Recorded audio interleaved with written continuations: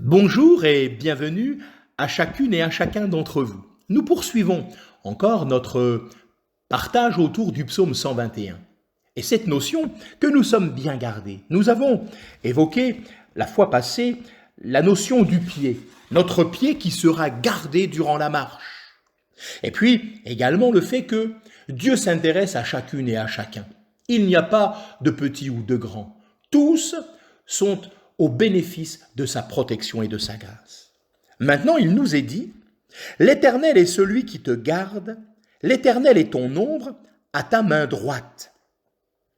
L'Éternel est celui qui garde et qui aide le croyant lorsqu'il doit se rendre ici, bien sûr, à Jérusalem. Le voyageur pourra-t-il s'acquitter de toutes ses tâches?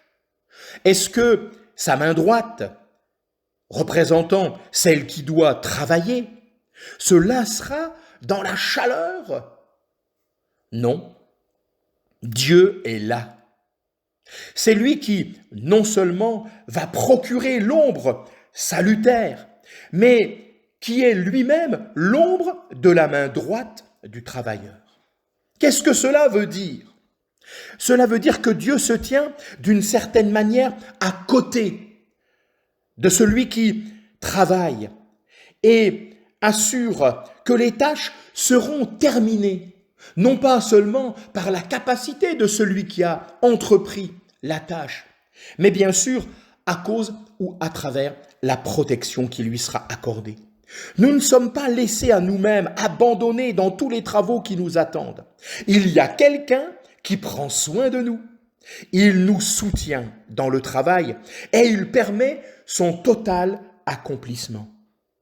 Sans lui, rien ne peut vraiment réussir. Mais avec lui, nous pouvons faire, et particulièrement faire, tout ce qui est à son honneur.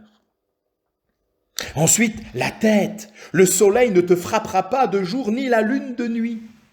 Lors du voyage, il ne s'agit pas seulement de l'activité des pieds et des mains.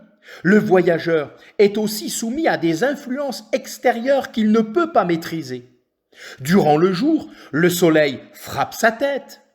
Durant la nuit, la lumière de la lune le dérange. Dieu ne fait pas disparaître les rayons du soleil et de la lune, mais il garde, il protège le croyant afin qu'il ne soit pas découragé ou dérangé ou arrêté. Dieu veille à ce que toutes les situations irritantes, fatigantes, pesantes ne nous fassent pas de mal intérieurement. Notre vie de foi ne sera pas perturbée par des événements grands ou petits. Souvent, Dieu ne les enlève pas, mais il renouvelle l'homme intérieur. Que Dieu soit béni et que sa bénédiction soit votre partage.